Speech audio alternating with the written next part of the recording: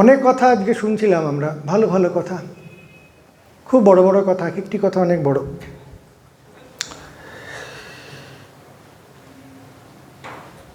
ঠাকুরের বিভিন্ন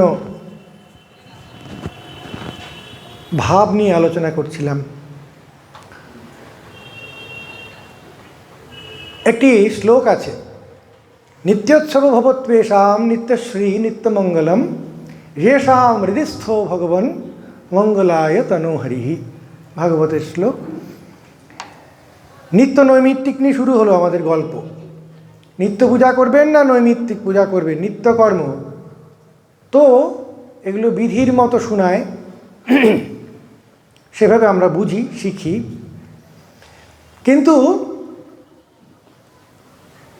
যেষাম হৃদিস্থ ভগবান মঙ্গলায় তনু, যার হৃদয়ে ভগবানটি আছেন, ভগবানের খোঁজ পেয়ে গেছি, আমার বাড়িতে পোঁতা আছে সোনা, সে সোনাটা আছে বলে আমি জেনে গেছি, তখন আমি মুখ হাঁড়ি করে আর ঘুরি না, আনন্দের সঙ্গে ঘুরি। এইটা হলো ভগবত চিন্তনের ফলাফল। আর কেন প্রশ্ন করালাম, মহারাজ তো আমার উপর চাপিয়ে দিলেন, কিন্তু গল্পটা অন্য। বহু যুগ আগে কঠোপনিষদ যখন আপনারা পড়বেন, কত যুগ আগের উপনিষদ স্বামীজির প্রিয়, সেখানে বাচ্চা ছেলের রূপক করে একটি অসাধারণ প্রশ্নের পিণ্ড নাম নচিকেতা এসে হাজির হলেন। যম হচ্ছেন এমন এক ভদ্রলোক, he can answer all the questions properly, he knows. ব্রহ্মজ্ঞান বরিষ্ঠ হচ্ছেন যম, একটি পদবী। কিন্তু উত্তর দিলেন কি? দিচ্ছেন না। প্রচুর লোভ দেখাতে শুরু করলেন, অনেক লোভ দেখাচ্ছেন। আর নচিকেতার প্রশ্ন অসাধারণ। শেষে যম একটি কথা বলেছিলেন, বলছেন তাদ্রিক ন ভূয়াত নচিকেত পৃষ্ঠা। আমি এত জগৎ চাষ করে ফেললাম মরা ধরে ধরে, নচিকেতা তোমার মতো প্রশ্ন করার ক্ষমতা আমি কারোর দেখিনি। এই প্রশ্ন করার ক্ষমতাই হচ্ছে নচিকেতার পরিচয়, শোনার ক্ষমতা নয়। এবং এখনকার দিনের ফিজিওলজি এবং সাইকোলজিতে এটা পরিষ্কার হয়ে গেছে, প্রমাণিত হয়ে গেছে। যেমন আমাদের 45 মিনিট স্লিপ হয়, ঘুম হয়, কমপ্লিট স্লিপ সাইকেল হয়, 45 মিনিটস আমাদের অ্যাটেনশন সাইকেল হয়। এর বড় বলা ফলা হলেই, মহারাজ দারুণ বলেছেন, কি বললাম সেটা মনে নেই, কিন্তু খুব ভালো বলেছেন, এই অবস্থা দাঁড়ায়। সেই জন্য এখন দেখবেন সব রকম শিক্ষা পদ্ধতি, যারা শিক্ষা মাধ্যমে আছেন, মনোলগ থেকে সব ডায়লগ হয়ে গেছে। ধাড় ধাড় করে একদিক থেকে পিএইচডি থিসিস দিলে আমাদের কোনো উপকার হয় না। উপকারের কথা বলছি। তাই প্রশ্ন হচ্ছে ডায়ালগ। আপনার কি খিদে পেয়েছে, আপনার কি প্রয়োজন, সেটা আমরা কতখানি আলোচনা করব, তাতে দুজনের একটা সিনসিয়ার ইনভলভমেন্ট হয়। সেজন্যে আমরা আজকাল সব গ্লোবাল ফেজ হচ্ছে ডায়ালগ। প্রথমে এরকম ছিল, তারপরে রাউন্ড টেবিল হলো, এখন ডায়ালগ হয়ে গেছে। কথাটা হচ্ছে অনেকগুলো গোলমাল হয়েছে। প্রথমে শুরু হলো ভক্তের কোনো জাত নাই, তারপরে কেমন সুরসুর করে একদল নিজেকে গৃহী আমরা কিছু পারি না ভাবে ঢুকে গেলেন। আর তারা মনে করতে আরম্ভ করলেন সাধু সাধু একটা অন্যরকম ভাব, অন্তঃসন্ন্যাস বহিঃসন্ন্যাস ইত্যাদি ইত্যাদি। ভক্তের কোনো জাত নিয়ে দিতে শুরু করেছিলাম আমরা নাকি? তাহলে সেখানেই থাকা যাক। জাত নেই মানে ভেদ নেই। অভিন্নতা সম্পাদনের একমাত্র লৌকিক বা জাগতিক ভূমি হল ভক্তি। তাহলে মনে হয় সন্ন্যাসের কী হবে? বহু ইচ্ছা ছিল সন্ন্যাস, আপনারা সন্ন্যাসী, আমি সন্ন্যাস হব একটু। ঠাকুর বললেন না, মাস্টারকে লিখতে দিলেন, তার প্রিয়তম তারককে লিখতে দিলেন না, ওটা তুই ফেলে দে, ওটা তোর কাজ নয়, ওটা লিখবে লোক আছে, তার সব লোক ঠিক করা আছে। তার লোক ঠিক করার কায়দা শুনলে মাথা খারাপ হয়ে যাবে। তার সবচেয়ে বড় উদাহরণ আমার যেটুকুনি মনে পড়ে হৃদয়রাম স্বয়ং। হৃদয়রাম সম্বন্ধে রামলাল দাদা বলতেন, হৃদয়ে যখন কথা শুনতো না তখন ঠাকুর হাতে লাঠি জুতো যা ইচ্ছা দিয়ে মারতেন হৃদয়কে। বা ঠাকুর যখন পড়ে আছেন হৃদয় যা ইচ্ছা বলতো, দুজনেই ভুলে যেত, কেউ কাউকে কিচ্ছু প্রোক্রাস্টিনেট করতো না জিনিসটাকে, অমুক তমুক। তা হৃদয় তো দেখছে মামারই সেবা করে গেলাম, মামার কোনো বোধ বুদ্ধি নেই, একই কথা ভরভর করে বলে ত্যাগ করো ত্যাগ করো। কে আসবে ত্যাগ করো বললে? পাশের কত দোকান খোলা আছে, হাত দেখো, অমুক করো, তাবিজ পরো, ওটা হবে সেটা হবে, কোনো কিছুর বালাই নেই, ত্যাগ করো ত্যাগ করো। হৃদয়রা মনক সহ্য করে বললেন, মামা তুমি একটু অন্য কথাটা তো বলো, বুঝলে, এরকম একই কথা বললে কেউ আসে টাসে না। তখন মামা তো সেরকম আরও এত বড় পাগল তো কেউ দেখেনি, বলে আমার কথা বলবো, তোর কি, হাজারবার বলো, আমি বলবো, তুই কে? দিল গালি দিয়ে একখানা। তারপরে হৃদয় চলে গেল। ঠাকুর বললেন কষ্ট দিয়েছে, সে গল্প আমরা জানি না, কিন্তু একটি গল্প জানি। হৃদয়রাম যখন বলল মামা তোমার কাছে আসে, আরে আমার দিকে কেউ তাকাই না, তো তোমার ভক্ত আসে, বড় বড় সব লোক, ডেপুটি ফেপুটি ঢুকছে, হ্যাঁ, নরেন ঠরেন ঢুকছে, আর আমি সেবা টেবা করে যাচ্ছি, কেউ দেখছে না। তা অনেক ভেবে দেখলাম অমনি দেখবে না, এসে ভাবটা হচ্ছে, হ্যাঁ, গান গাইছে, চোখ দিয়ে জল পড়ছে, কিছু একটা হোক। সেই দেখছে খালি ঘর বাসন মাজছি, অমুক করছি তমুক করছি, আমার কোনো একটা লেভেল নেই, তোমার সঙ্গে আছি। ঠাকুর খুব একটা পাত্তা দিচ্ছেন না। তুই ভালো আছিস তো, থাক না, বড় কত কথা কি, না চলবে না। ওদিকে বাবুরাম মহারাজ বলেছেন আমার ভক্তি হচ্ছে না। ঠাকুর বলেন না, মা তো বলেছেন তোর জ্ঞান হবে, তোর ভক্তি হবে না। না, আমার ভক্তি চাই, মনটা দুঃখ দুঃখ, ছোট্ট ছেলে। ঠাকুরের, আমরা তো ঢং বললে ভালো বলবো, লীলা ঠিলা পরে বলবো, ঢং বলে না, ও মাকে বললুম, মা ওর যদি ভক্তি না হয় আমাকে মানবে নি, ওকে একটু ভক্তি দাও মা। ইনি নিজেকে মানানোর জন্য ব্যস্ত, তাকে কে মানবে মানবে নি সেই নিয়ে তিনি চিন্তা করে যাচ্ছেন। হৃদয় এত করে বলছে, তার কোনো পাত্তা দিচ্ছেন না। এই ছদ্মবেশী ভগবানের এই যে রোল প্লেয়িং ব্যাপারটা, নাটকের ব্যাপারটা বলছি, শেষে যখন হৃদয় বলল যে না এটা হচ্ছে না, পঞ্চবটিতে গেলেন, কি চাস? বলছে সবার এরকম ভাবটা হয়, আমাকে কিছু দাও। তো ঠাকুর একটু ছুঁয়ে দিলেন। ছুঁয়ে দেওয়াতে হৃদয় কি দেখলেন পড়েছেন আশা করি। হৃদয় দেখলেন হৃদয়রামের একটি অত্যন্ত ভাস্বর জ্যোতির্ময় দেহ, শ্রীরামকৃষ্ণেরও অনুরূপ জ্যোতির্ময় দেহ। হৃদয়রাম বুঝতে পারলেন যুগ যুগ ধরে তাঁরা জীবদের উদ্ধার করে যাচ্ছেন, তিনি অবতারেরই অংশ। এবং বললেন মামা চলো আমরা জীবের উদ্ধার করি। অবতারের অংশ হচ্ছেন হৃদয়, তিনি অবতার। তার এই বোধ হয়েছিল, তিনি একটু আনন্দ পেয়েছিলেন, এই হচ্ছে তার দোষ। সঙ্গে সঙ্গে ঠাকুর ছুঁয়ে দিলেন, তুই অত হল্লা গল্লা করছিস কেন, চেঁচামেচি করছিস, লোক জড়ো করবি, দেখ না আমার তো এরকম সারাক্ষণ কত দেখি, আমার তো কিছু হয় না, তুই জড়ো হয়ে থাক। বলে আবার যে কে সেই ব্যাঙের ব্যাঙ হয়ে গেল হৃদয়। তো এইরকম একটা লোক, এরকম একটা ড্রামা ডিরেক্টর শ্রীরামকৃষ্ণ জুটেছেন আমাদের। কে কি হয়ে বসে আছেন, কে কি করছেন, এসব উনি জানাচ্ছেন না, উনি জানাতে দিতে চান না, জানাবেন না, এটাই তার একটা ঢং। কেন এই ঢঙের কথা বলছি? কারণ ওই লেজে কাটা মুড়ো কাটা কথাটা এলো, সে লেজে মুড়ো আমার জিনিস, আমি লেজায় কাটবো মুড়োয় কাটবো, তোর কি?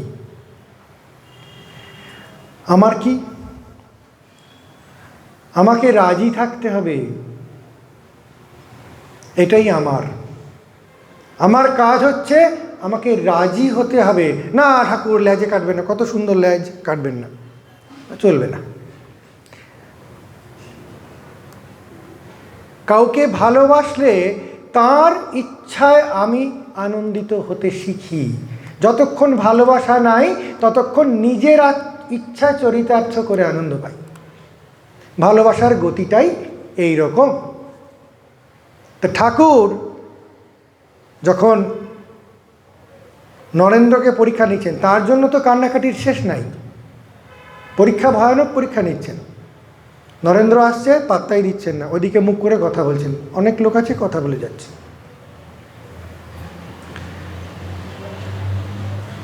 নরেন্দ্র আসছে, বসছে, হাঁ করে দেখছে যে তার জন্য মিষ্টি খারে, অমুক খারে, নররূপী নারায়ণ তমুক, কোনো ব্যাপার নেই।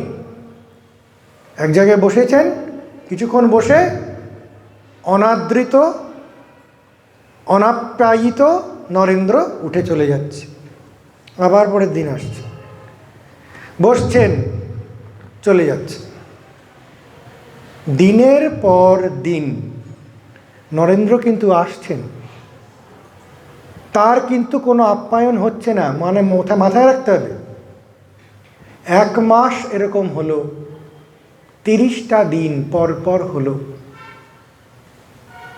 31তম দিনে সেই আমাদের ড্রামা ডিরেক্টর পরমহংস মশাই ছট করে তার মুখের দিকে তাকিয়ে বলল, কিরে নরেন, তোকে তো আমি পাত্তা দিই না, তুই আসিস কেন রে?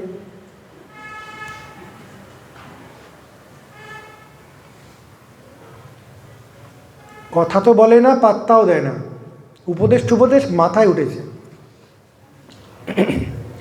বললেন, আপনার কথা শুনতে আসি না, কি আশ্চর্য জিনিস দেখুন।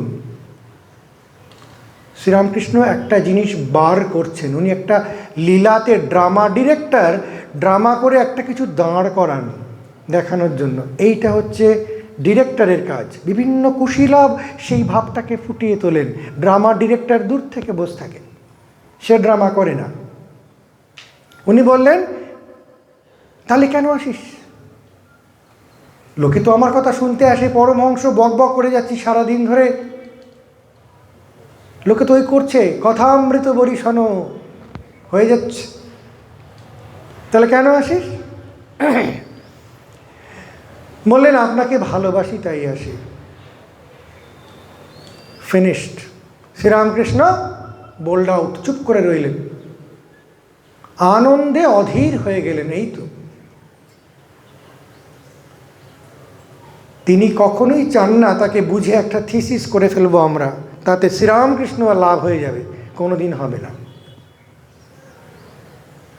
শ্রীরামকৃষ্ণের সেই অসাধারণ গল্প, পঞ্চবটির এক সাধু, তিনি বসে বসে সারাদিন ধরে কিছুই করতেন না, খান্না দান্না, একটা ছোট্ট বই আছে, উঠে দেখেন আর হাউ হাউ করে কাঁদেন, চোখ দিয়ে প্রেমাশ্রু পড়ছে, আনন্দে ভেসে যাচ্ছেন সারাদিন পঞ্চবটিতে।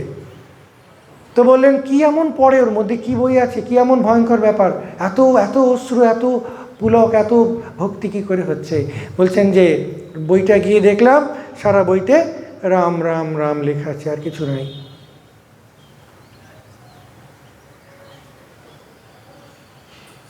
গৌরীমার একটি অসাধারণ কাহিনী আছে, বড় ভালো। ঠাকুর গৌরীমাকে বলতেন, ও তো পুরুষ, ও কি মহিলা? তো গৌরীমা সারাদিন প্রচণ্ড কঠোরী, প্রচণ্ড দৃপ্ত, বৈরাগ্যবান। তিনি গেছেন, তিনি পাহাড়ে ঠাড়ে খুব ঘুরতেন, শালগ্রাম শিলা থাকতো, জব করছেন। তো পাহাড়ে একটা বুড়ো সাধু আছে, আর উনি আছেন পাশাপাশি, দুজনেই জব করেন। তো বৃদ্ধ সাধু সারাদিন ধরে জব করে করে ক্লান্ত হয়ে সবার সন্ধেবেলা একটু খাচ্ছেন। গৌরীমা তখন জব করে যাচ্ছেন। তখন সাধু একটু বলেছে, মা তুমি তো সারাদিন জব করছো, এখন একটু খেয়ে নাও, একটু কিছু মুখে দাও। তখন গৌরীমা বলেন, তাই নাকি? আমি সারাদিন জব করছি না তো? বলে, আমি তো দেখছি তুমি সারাদিন জব করছো। বলে, না আমি সারাদিন জব করিনি। ও মা, তাহলে? গৌরীমা বললেন, আমি সকাল থেকে চেষ্টা করে যাচ্ছি তার নামটা একবার ঠিক ঠিক বলতে, একবারও হচ্ছে না। আমি একবারও জব করিনি, আমি চেষ্টা করে যাচ্ছি প্রত্যেক মুহূর্তে একটু ভালো করে বলবো, হলো না, আবার ভালো করে বলবো, হচ্ছে না, আমার সারাদিনটা সিরিজ হচ্ছে না। অর্জুন বিষাদ যোগ। সুন্দর বললেন আমার আগের তারকেশ্বরানন্দ মহারাজ, বিষাদ থেকে বিবেক যোগ হয়। তাহলে কি পা ছড়িয়ে কাঁদতে হবে? তা নয়। শ্রীরামকৃষ্ণের ভাব হচ্ছে সহজ ভাব। গিরিশ ঘোষ বললেন না, আমাকে দেখুন, দেখে এবার বলুন শ্রীরামকৃষ্ণকে।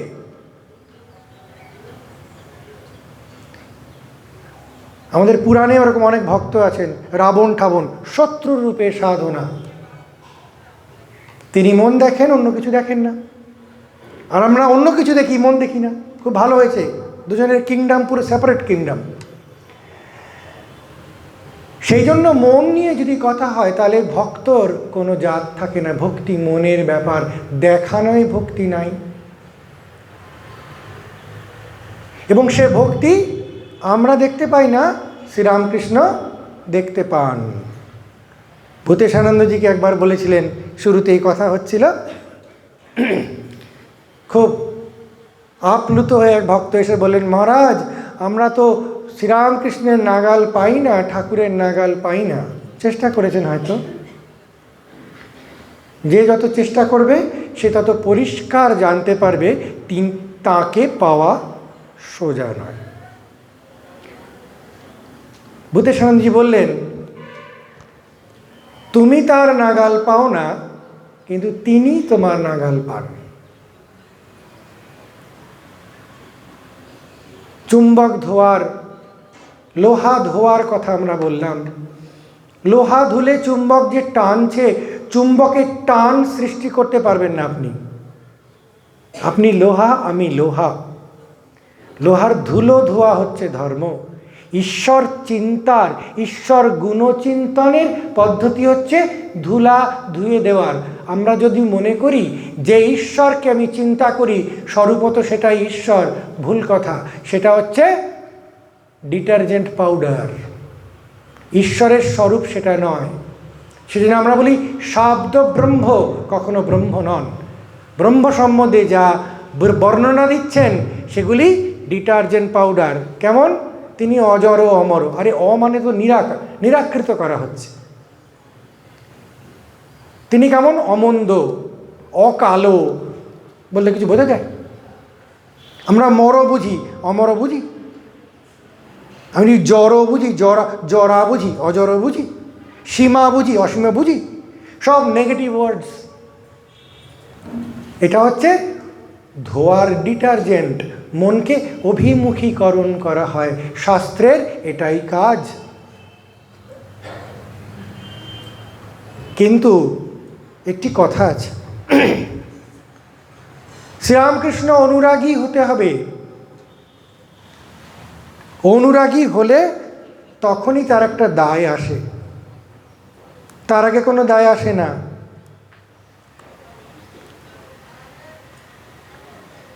এবং সেই দায়টা যখন বেড়ে যায় তখন সেটা কর্তব্য হয়, কর্তব্য বোধে।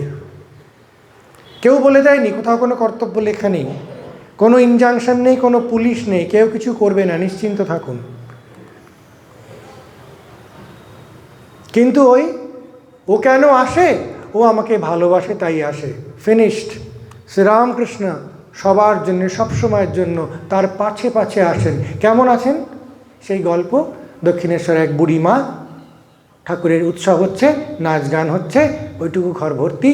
তিনি একটা ছোট্ট মিষ্টি নিয়ে এসছেন, তাকে দেবেন। নিজে যেমন বুঝেছেন, তার যেমন শুদ্ধিবোধ, তিনি তার মতো করে মুড়িয়ে ঠুরিয়ে নিয়ে এসেছেন ভক্তি করে, একটু মিষ্টি ঠাকুর খাবেন। দেখলেন যা লোক, ওখানে তার ঢোকা সম্ভব নয়, নাচা গানা হচ্ছে, হবে না। তার ভক্তি খুব শুদ্ধ। তিনি সুন্দর করে এসে ঠাকুরকে মনে করে ওই মিষ্টিটা হাত বাড়িয়ে ঘরের কোনায় গুঁজে রাখলেন যাতে তার দেওয়াটা হয়। তিনি প্রণাম করে চলে গেলেন। ঠাকুর নাচছিলেন।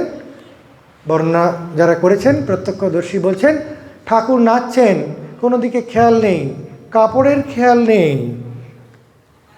তিনি ঝাঁ করে এসে কোণা থেকে সবাইকে সরিয়ে মিষ্টিটা সঙ্গে সঙ্গে খেয়ে নিলেন। তার কখনো ভুল হয় না। অনুরাগীর অনুরাগ বুঝতে ওনার ভুল হয় না। বলছেন পিঁপড়ের নুপুর শুনতে পান, চিৎকার করার প্রয়োজন নেই। আমরা চাই সিনসিয়ার ডিভোটিস। যদি বলেন অনুরাগীদের কি দায়িত্ব, sincerity is the only responsibility, এইটুকু হোক। ঠাকুর বলতেন এটা ঠাকুরের ঘরের একটি বিশেষ গুণ। অত বড় নরেন্দ্র, অত বড় সাত্ত্বিক আধার, অত বড় বরিষ্ঠ অবতার, তার জন্য কেঁদে কেটে একসা হচ্ছেন। সে একজন কাশ্মীরের সামান্য তান্ত্রিক পণ্ডিতের অভিচারে বা তার তুকতাকের ঠেলায় কাশ্মীর ত্যাগ করতে বাধ্য হলেন। কে পরাজিত কে বিজিত আপনার কি মনে হয়? এত বড় নরেন্দ্র, তার কি এই অবস্থা? নরেন্দ্র নিজেই দুঃখ পেয়ে গেলেন। মাকে বললেন, মা কি তোমার ঠাকুর কিছু করতে পারলো না? মা একটা অদ্ভুত উত্তর দিলেন, একটি অদ্ভুত উত্তর। বললেন, তার কাছে তোমার টিকিটা বাঁধা আছে বাবা।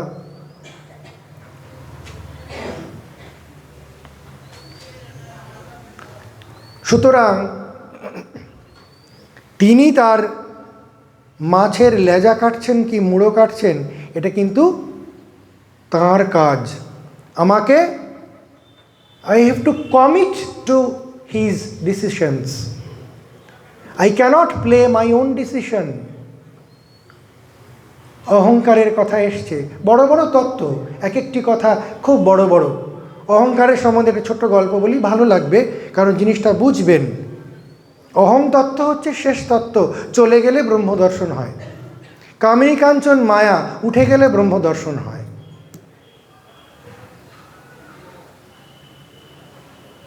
এক ব্রহ্মচারী জব করছেন, প্রেমানন্দজি ম্যানেজার, সাধুরা জব ধ্যান করছেন। তো ওরা তো সবসময় দেখতে পেতেন ঠাকুরের সন্তান, ঠাকুরের মতোই স্বভাব, সবার ভিতর সব দেখতে পেতেন সবসময়। তো প্রেমানন্দজি দেখলেন একজন ব্রহ্মচারী ওই কদিন একটু ব্রহ্মচর্য জীবন যাপন করছেন, হ্যাঁ, সত্যি সত্যি ভিতর থেকে কামিনী কাঞ্চন ত্যাগের খুব স্ট্রাগল করছেন, প্রয়াস করছেন, খুব মন উপরে উঠছে। মন উপরে উঠছে মানে কেমন জানেন তো? গীতায় বলছে না, ত্যাগাৎ শান্তির অনন্তরম। যদি আপনি ত্যাগ করেন, শান্তি কালকে আসবে না, অনন্তর, ইমিডিয়েটলি পাবেন। যৈক্ষুনি আপনি যদি সত্যি সত্যি মন থেকে কামিনী কাঞ্চনের আসক্তি ত্যাগ করেন, শান্তি, আনন্দে, আলোয় তক্ষুনি উদ্ভাসিত হবেন, 3 দিন পরে হবে না। এটাই প্রুফ, ইমিডিয়েট হবে। যেমন আলো আনলে ইমিডিয়েট আলো হয়, 3 দিন পরে আলো হয় না। তো সেই ব্রহ্মচারী বেশ আলোকিত হয়ে উঠছে, জপ ধ্যান করছে। তো আলোকিত হতে হতে তার মনে একটুখানি সামান্য অহংকার আসা খুব স্বাভাবিক, কারণ তখন যে অসাধারণ এবং প্রভূত পরিমাণ আনন্দের অনুভূতি উপলব্ধি সাধকের হয় সে বর্ণনা করা যায় না। সেই আস্বাদন সে ব্রহ্মচারীটি পাচ্ছে, তাতে তার একটু অহংকৃত হওয়া হয়তো স্বাভাবিক। তখন জপ ধ্যান করে নেমে আসছেন, কিন্তু ঠাকুরের সন্তানরা দেখছেন কি না, তারা ঝট করে ভূত আর অভূতকে পার্থক্য করতে পারেন। তিনি বলছেন সুন্দর কথা। সেই ব্রহ্মচারীটিকে তাকিয়ে বলছে, কিরে তোর, ওকে সরাসরি বলেননি কারণ সে তো জপ ধ্যান করছে, আবার সে একটু পরোক্ষ, কারণ আমাদের উপনিষদেও আছে পরোক্ষ প্রিয়াহি দেবাহা, দেবগুণ সম্পন্ন, এর অন্যান্য মানেও আছে। দেবগুণ সম্পন্নরা পরোক্ষ প্রিয়া হন, তারা কখনো দুমদাম করে ওরকম না, এমন সুন্দর করে বলেন। তো প্রেমানন্দজি বলছেন সত্যগুণের আধার, উনি বলছেন দেখো, ব্রহ্মচারীদের উদ্দেশ্য করে বলছেন, ওকে লক্ষ্য করে দেখো, আমাদের কামিনী কাঞ্চন ত্যাগের কত বহর সেটা তার জানা আছে, অর্থাৎ মুখে বলতে তো 1 সেকেন্ড লাগে, কিন্তু কামিনী কাঞ্চন হচ্ছে মায়ার স্বরূপ। কামিনী কাঞ্চন আসক্তি ত্যাগের কথা আছে, যেটি সাধনার শেষ কথা। তো সেইটা আমরা যতই তিড়িং বিড়িং করি, যতই মনে করি ওই আগে পেয়ে যাব পরে পেয়ে যাব, একটা লাফালাফি ইঁদুর দৌড়, ওরকমটা নয়। তো উনি বলছেন আমাদের কামিনী কাঞ্চন ত্যাগের কত বহর সেটা তাঁর মানে শ্রীরামকৃষ্ণর জানা আছে। উনি তাতে কিছু মনে করেন না। তুমি কামিনী কাঞ্চন ত্যাগ চেষ্টা করছো, অর্ধেক পেরেছো অর্ধেক পারোনি, এই উঠছো তো এই পড়ছো, কিছু মনে করেন না বলে বলছেন। কিন্তু কি জানো, তিনি অহংকারটা সহ্য করতে পারতেন না। বড় বড় ব্রহ্মজ্ঞ, বড় বড় সাধক শ্রীরামকৃষ্ণের সামনে ছোট্ট শিশুর মতো হয়ে বসে থাকতেন। এইটা হচ্ছে শ্রীরামকৃষ্ণ বিভূতি। আমরা যত এগোবো তত বুঝবো যে কি মহাশক্তি, কি মহা আশ্রয়, আর কি মহা শুদ্ধির সামনে আমরা এসে পড়েছি, যেটা আমাদের প্রাণেশ্বরানন্দ স্বামী বললেন। খুব সুন্দর কথা। শেষে বুঝতে পারবো আমি ভজনা করি না, সে ভজনা করে। যদি উনি বাগে পান তাহলে কিন্তু কিছু করার নেই, আপনি চেঁচিয়েও কুল পাবেন না। শ্রীরামকৃষ্ণ যদি কামড়ান তাহলে এখানে মরবেন, নয় বাড়ি গিয়ে মরবেন। আরেকটি বড় কথা, যেখান থেকে আমাদের সব অনুরাগ উৎসারিত হয়, সেটা হচ্ছে একটি কথা, আমাদের অনুরাগের, ভগবত প্রীতির, বৈরাগ্যের, ত্যাগের, ভালো চিন্তার, ভালো কাজের, মরালিটির, অন্যকে ভালো করা, অন্যের দোষ দর্শন না করা, এই সমগ্র গুণের কস্মিন্ন ভগব বিজ্ঞাতে সর্বমিদম বিজ্ঞাতম ভবতি। একটা কথা, সেটা হচ্ছে স্বামীজির কথায় বলি, সাধু মরিবে, অসাধু মরিবে, চোর মরিবে, গৃহস্থ মরিবে, ত্যাগী মরিবে, সবাই মরবে। ভাববেন না মহারাজ মরার কথা বলছেন, আমরা তো গৃহস্থে থাকি, হ্যাঁ যেন সাধু মরবে না, তোরা গিয়ে মরগে, আমরা না বেঁচে থাকবো। কেউই বেঁচে থাকবে না। ভালো করে খতিয়ে বুঝবেন জিনিসটা। ঠাকুর বলছেন জগৎটা 3 কালে সত্যি হলে কামার পুকুরকে সোনা দিয়ে মুড়ে দিতাম। সোনা কি জিনিস জানেন? উনি কোনো বোকা লোক নন। সোনা ছুঁতে পারলেন না, কারণ একটি সমস্যা, জগৎটা 3 কালে থাকবে না। এটা আমার জন্য চিন্তার বিষয় না, ও সাধুগুলো চিন্তা করে মরুক গিয়ে। আমার সোনা ঘর আমি সোনা করে রাখবো। দুঃখটা কে পাবে জানেন? আপনি। মরতে হবে তো, তাহলে ছাড়ার আগে যে ভিখারিটা সারা জীবন ভিক্ষা করে 50,000 টাকা জমিয়েছে, আর আপনি প্রচুর কায়দা কানুন করে লোক ঠকিয়ে ফকিয়ে হেসে ঠেসে কায়দা কানুন করে পাশ কাটিয়ে 50 কোটি টাকা জমিয়েছেন, মরার দুজনের সময় এলো, দুঃখ কার বেশি হবে? যার 50 কোটি তার দুঃখ হবে, তাই না? সুতরাং ঠাকুর পথ করে দিয়ে গেছেন। তিনি কিছু রসদ্দার করে গেছেন। তিনি কি বলছেন? দেখো মায়ের নাম করি, আমাকে খেতে দেয়, কি আনন্দ, মজার কথা।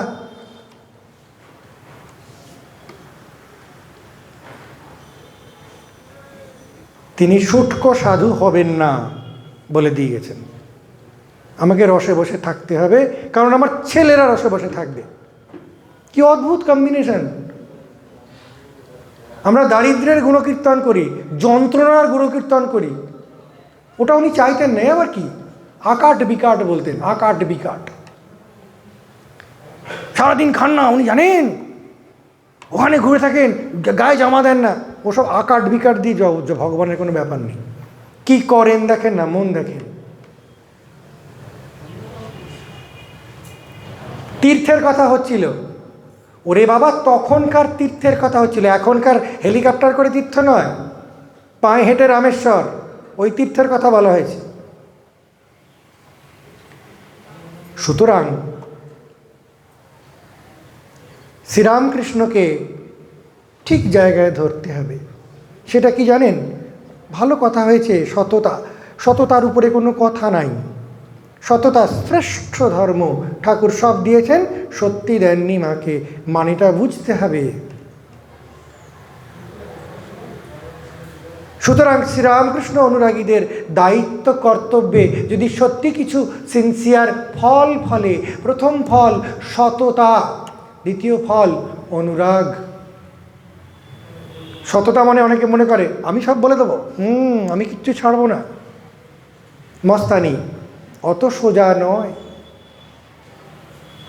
সত্যম শিবম, সত্য মঙ্গলকারী হয়, অশিব হয় না। আমাদের প্রচুর এরকম জ্ঞানে ভাণ্ডারে ভর্তি। সত্যম ব্রিয়াত প্রিয়ম ব্রিয়াত, মা ব্রিয়াত সত্যম অপ্রিয়ম।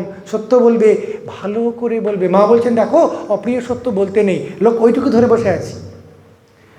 তার মানে কি, বেশ প্রিয় প্রিয় মিথ্যা কথা, রসগোল্লা চমচম সন্দেশ সবাইকে খাওয়াই। কিন্তু আমাদের ঋষিরা অত বোকা নন। সত্যম ব্রিয়াত, কি শান্ত মন হলে, কি অসাধারণ মন হলে এই শ্লোকের জন্ম হয়। সত্যম ব্রিয়াত প্রিয়ম ব্রিয়াত, মা ব্রিয়াত সত্যম অপ্রিয়ম। দেখো প্রিয় বলবে, অপ্রিয় বলো না, কাউকে কষ্টটি দিও না। নেক্সট সেন্টেন্স, প্রিয়ঞ্চ নানৃতম ব্রিয়াত। দেখো প্রিয় হলেও মিথ্যাটি কিন্তু বলবে না। এসো ধর্ম সনাতন।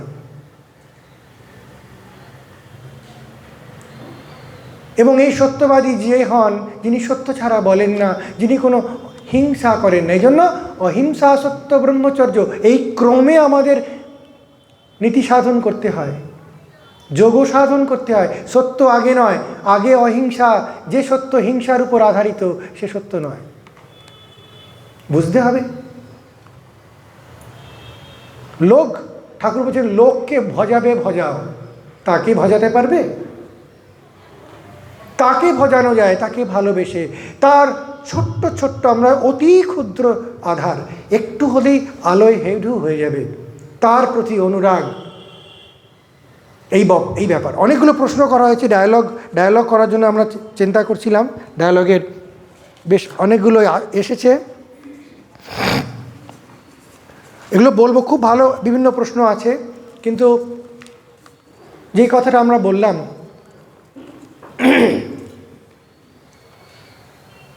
ইভেন আমাদের লক্ষ্মী দিদি বলতেন যে ঠাকুরের কথা বলতে গিয়ে বলছেন তিনি করুণা পাথার, তিনি অমুক বলছেন। তখন লক্ষ্মী দিদি কাঁচা কাঁচা কথা বলতেন, তো বলছেন করুণা পাথার না ছাই, এই কি করুণার ছিরি?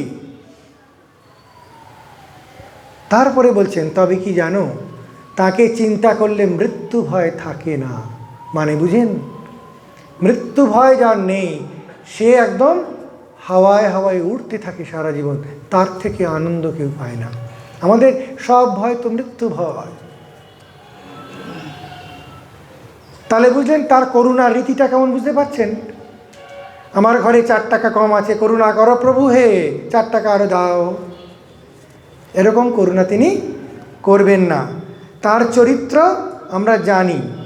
অর্জুনের মতো ছেলে, ওরকম ছেলে বংশে হলে, আর অর্জুন যা বলেছিল বিষাদ যোগে, যে আমি তো ঝগড়া করবই না, মারবই না, নিজে সন্ন্যাসী হয়ে চলে যাব, আমার যে বিশাল ব্যাপ্তি আছে, যশ আছে, সব ছুঁড়ে ফেলে দেবো এক্ষুনি, আমার আত্মীয়রা ওদিকে দাঁড়িয়ে আছে, আমি মারবো, এর থেকে ভালো হচ্ছে আমি নিজেকে ধ্বংস করে ফেলবো।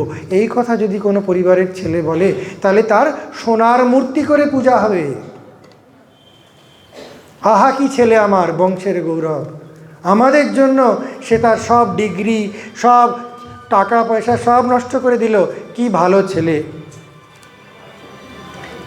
কিন্তু আমাদের কেষ্ট বাবাজি, যিনি কিন্তু একমাত্র লোক যিনি বললেন যে অর্জুন তুমি লোক ঠকাচ্ছ ঠকাও, আমাকে ঠকাতে এসো না। এই হচ্ছে আমাদের দৃষ্টিভঙ্গি, এটা মাথায় রাখতে হবে। অনেক বড় বড় প্রশ্ন আছে, ছোট ছোট করে বলবো। বলছেন, কে লিখেছেন,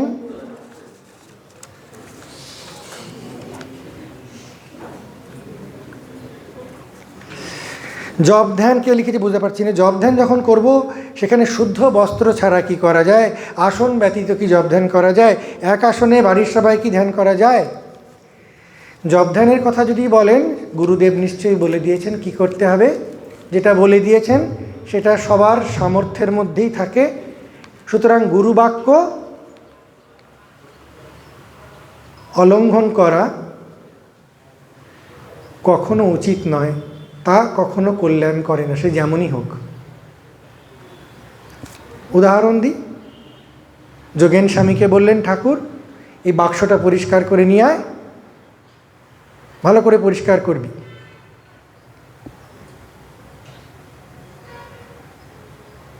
আরশোলা ছিল একটা।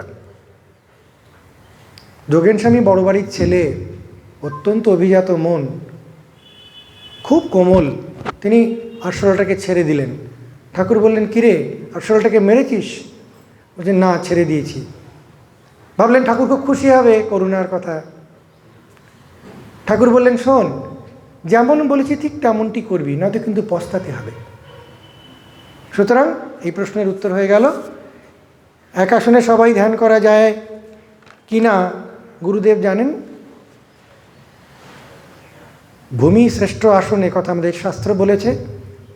স্থির সুখম আসনম, শাস্ত্র বলেছেন। মন শুদ্ধি সব, ঠাকুর বলেছেন। সুতরাং এগুলো পড়ার পর আমরা বুঝতে পারবো সর্বশেষে গুরুদেবের যা নির্দেশ সেটি পালনীয়। নিত্যকর্মের সঙ্গে নৈতিকতার কি যোগ আছে? দারুণ প্রশ্ন। নিত্যকর্ম এমন কর্ম, এত শাস্ত্রবিহিত বিভাগ, কোনো ওয়েস্টার্ন ডেফিনেশন নয় এটা। নিত্যকর্ম, ওদের নিত্যকর্ম মানে সকালে উঠে 10টায় উঠে একটু বিয়ার পান করে তারপরে অমুক তমুক করার নিত্যকর্ম। ওদের জিজ্ঞেস করবেন সবাই ওটাই বলবে। আমাদের নিত্যকর্ম আমরা কেউ জানি না, কেউ পড়িনি। এটা শাস্ত্রীয় বচন। নিত্যকর্ম কী কী করতে হয় পড়ে দেখবেন। এগুলি নৈতিকতা ছাড়া করা সম্ভব নয়। নৈতিকতাকে স্বভাবে হাড়ে ঢুকিয়ে দেওয়ার জন্য এটাকে নিত্যকর্ম বলা হয়। নিত্যকর্মের ডেফিনেশন হচ্ছে অকরণে প্রত্যয়, যেটা না করলে দোষ হবে সেটা হচ্ছে নিত্যকর্ম। যেটা নিত্য করি তাকে নিত্যকর্ম বলে না। যেটা না করলে আমার ক্ষতি হয় সেটার নাম নিত্যকর্ম। সুতরাং নৈতিক হওয়ার প্রথম, মনের উপর চাবুক মারার প্রথম কাজ, প্রথম বিধি হচ্ছে নিত্যকর্মে নিষ্ঠাবান হওয়া। মনমুখ কি করে এক করব সেটাই তো জানতে চাই। আমরাও তো জানতে চাই, ঠাকুরকে তো সেটাই বলে যাচ্ছি। ঠাকুর তুমি তো বলেছ যে মন মুখ এক করাই সবচেয়ে বড় সাধনা। সব সাধনার আসল কথা মন মুখ এক করা। এর একটা প্রিজাম্পশন আছে, মানে মন মুখ এক নেই, না তো এক করতে হবে কেন? এক নেই তো। তাহলে এই কাজটা করতে গেলে প্রথম কাজ হচ্ছে মন মুখ যে এক নেই সেটা আবিষ্কার করা। আমাদের মন মুখ এক নেই। আমরা তঞ্চকতা করি, ব্যবহারে, চিন্তায়, আকারে, ভঙ্গিতে তঞ্চকতা করি। বিভিন্ন যুক্তিকে কুড়িয়ে এনে তঞ্চকতার সাপোর্টে দিয়ে দিই। কেন করি? আমরা নিজেকে খুব ভালোবাসি। আমি যে নির্দোষ সেটা প্রমাণ করার জন্য আমি সারাদিন খাটি। স্বামীজি বলছেন 80% আমাদের এনার্জি আমরা খরচ করি আমরা যা নই সেটা ভান করার জন্য। 80% এনার্জি খরচ হয়ে যায়। আমাদের সাজা গোজা, শরীর সাজানোর পর থেকে শুরু করে মন সাজানো, ব্যবহার সাজানো, সাজিয়েই যাচ্ছি। কাকে যে তুষ্ট করছি আর কে যে তুষ্ট হচ্ছে ভগবানই জানেন। এর উত্তর খুব সোজা। মনোবচন ঐকাধার, মনোবচন একাধার উনি, তার মধ্যে কোনো দুই নেই। তার সৌন্দর্যের সবচেয়ে অনবদ্য স্বর্গীয় রূপ হচ্ছে এই মনোবচনৈকাধার।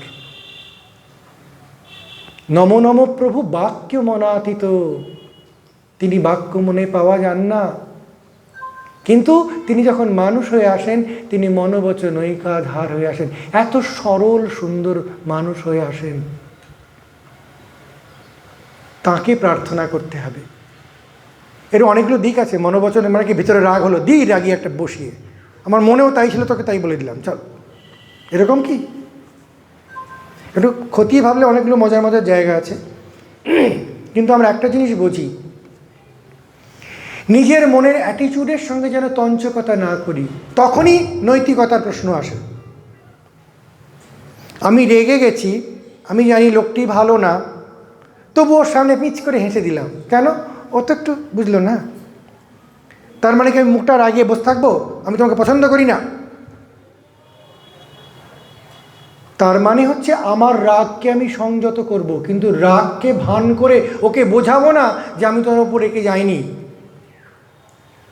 যদি রাগটা কঙ্কার করতে পারি, জয় করি, তাহলে এমনিই জানবে যে রাগ চলে গেছে। সাধুদের দেখবেন, আমরা প্রচুর পুরনো সাধুদের দেখেছি, হট করে রেগে গেছে, সামনে যাওয়া যাচ্ছে না, সে কিন্তু আমার দিকে মুচকি হাসছে না, আসলে রেগে আছে ভিতরে ভিতরে, মুখে কিন্তু দেখাচ্ছি করেননি, কিন্তু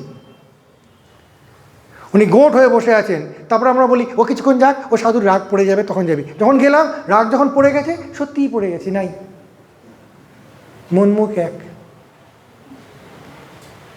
এটাই কি সহজ, সুন্দর, সবচেয়ে ভালো ইন্টার হিউম্যান রিলেশন নয়?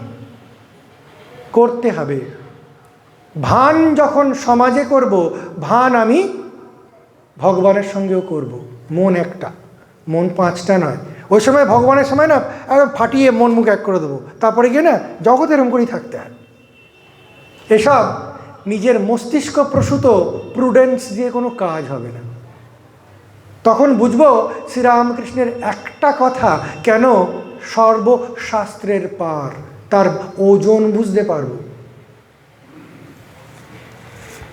আরেকটি প্রশ্ন, ক্রমবর্ধমান সামাজিক অবক্ষয় রোধে মিশন গ্রামের দূরবর্তী জায়গায় বিভিন্ন স্থানে মাঝে মাঝে শ্রী ঠাকুর মায়ের স্বামীজির বাণী নিয়ে ভক্ত সম্মেলন করতে পারেই তো, করে তো। করোনার ঠেলায় 2 বছর হয়নি, ভুলে যাচ্ছেন কেন? 2 বছর আগে চলে যান, বিভিন্ন জায়গায়, সর্ব জায়গায় করা হচ্ছে, এবং এখানে সাধুরা গিয়ে করছেন। এখানেও প্রচুর প্রাইভেট সংস্থা আছে, অন্যত্র অনেক জায়গায় আছে। সাধুরাই গিয়ে ঢ্যাং ঢ্যাং করে লাঙল কাঁধে নিয়ে চললো এমনটা নয়। আপনারা আয়োজন করবেন, আপনারা ঠিক মতো সেটা পরিচালনা করবেন, সেই পরিচালনার মাধ্যমে আপনাদের মন মুখ এক হবে, পরিচালনার মাধ্যমে আপনারা ইনভলভ হবেন। যেই আপনি ইনভলভ হবেন, তখন আপনার একটা দায় থেকে যাবে, এই যে দায়িত্ব তখন আসবে। সিনসিয়ার হবেন, ইনভলভ হবেন, তখন দায় আসবে।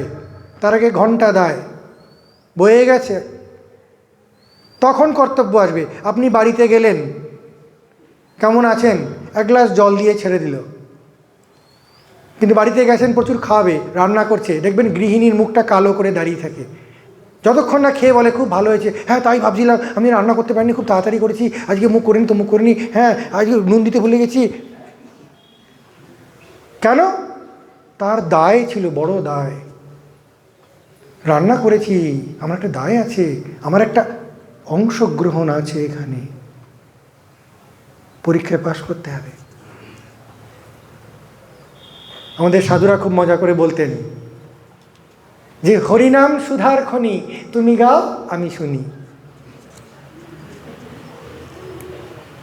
সেজন্যে ঠাকুর গর্ভগৃহ, নাট মন্দির স্বামীজি এক করে দিলেন, জোর করে সব আর্কিটেকচারাল কনভেনশনকে ছাড়িয়ে করলেন। পুরো টেম্পল কনস্ট্রাকশনের নতুন একটা চ্যাপ্টার, এটা আর্কিটেকচারে পড়ানো হয় বি কলেজে। বেলুড় মঠ টেম্পল স্ট্রাকচার একটা chapter. He broke all the conventions, all the শাস্ত্রিক conventions, এবং he combined গর্ভগৃহ, নাট মন্দির। কেন? ভক্তরা তার অঙ্গ, ভক্ত হলে তবে অঙ্গ। সুতরাং আজকে অনেক কথা হলো, বড় বড় কথা, এত কথা তো আমি কী করে ম্যানেজ করবো বুঝতেই পারছি না, একটা কথাই বুঝতে পারি না ভালো করে। সুতরাং ভালো ভালো কথা হলো, দায়িত্বটা একটু বোঝা গেল, মন থেকে সিনসিয়ার হব, আর কিছু করতে হবে না, বাকিটা এমনি এমনি হবে। যে মন থেকে ঠাকুরকে ভালোবাসবে সে মঠে ঢুকে একটা কাগজ পড়ে থাকলে তুলবো কি তুলবো না ভাববে না। যে প্রাণ দিয়ে ঠাকুরকে ভালোবাসবে ওইখানে ঠাকুরের একটা বড় বাড়ি হবে, আমরা সবাই আনন্দ করব, সাধুরা আসবে যাবে, চিরকাল থেকে যাবে, আপনার সন্তান সন্ততিরা আনন্দ করবে, ঠাকুরকে নিয়ে আনন্দ গান করবে, জল হোক বৃষ্টি হোক সুন্দর করে বসে ধ্যান জপ করবে, সোজা হয়ে বসবে, সোজা রিজু সুন্দর জীবন হবে। এই আকাঙ্ক্ষা যদি হয়ে যায় তাহলে মন্দির হবে।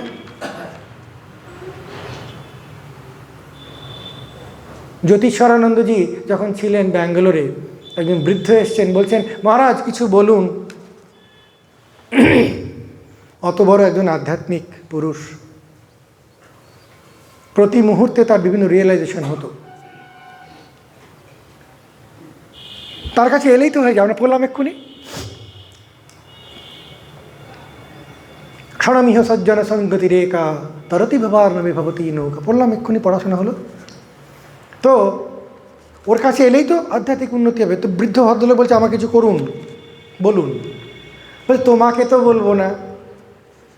ও ছেলেকে পাঠিয়ে দেবো, আমি বুড়ো হয়ে গেছি না, ধরবে না মাথায়, ঠিক।